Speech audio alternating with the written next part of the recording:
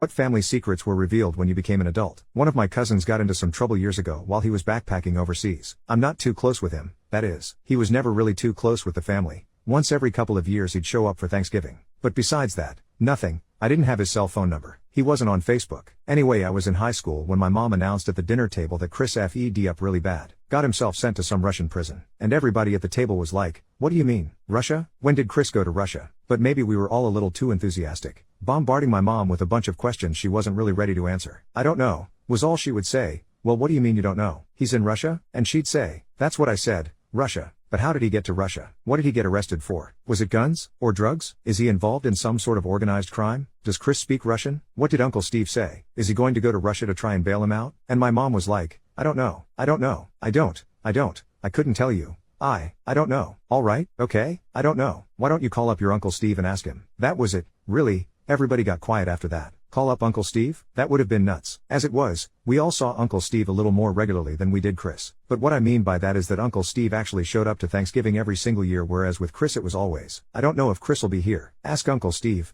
And Uncle Steve would just be sitting in the corner drinking a Manhattan. So nobody ever went over to ask Uncle Steve. And that was that, for a while anyway. I went away to college. I graduated. I got a bunch of boring jobs. Every once in a while my dad would say something at the dinner table like, "I wonder how your cousin Chris is holding up in Russia." And we'd all get a little excited. "Did you hear something about Chris? Did you ever figure out how he wound up in Russia?" But I think my dad must have only brought that up as a way to get under my mom's skin. Like maybe they were fighting or something before dinner and they didn't get a chance to resolve anything. So they'd both be sitting there, my dad would drop the bomb, "I wonder what Chris is up to," and my mom would get fed up with everyone. "I don't know. Stop asking me about Chris. I haven't heard from your cousin in years. A couple of months ago my grandfather died. It wasn't anything sudden, and he was really old, so it was kind of just like, everyone was sad. But it was more of a lament over humanity, over old age than it was over a tragic death in the family." I called out of work. They were like, "How much time do you think you'll need?" Like even they were thinking, "Grandfather? That doesn't sound too devastating. Like everybody's grandparents die. Can you be back the day after tomorrow?" So we're all at the second wake, and like an hour before the funeral home was about to close up shop,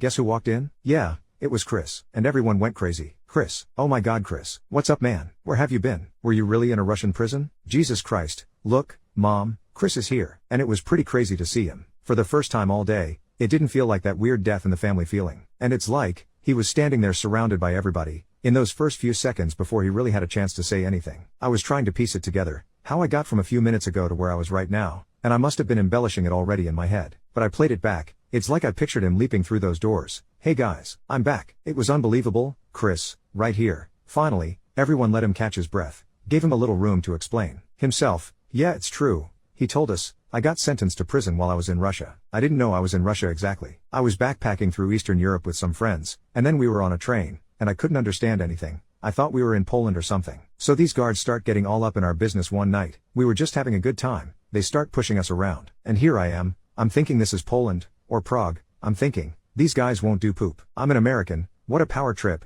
So I'm laughing and joking and not really cooperating at all. And then finally these guys take their guns out, and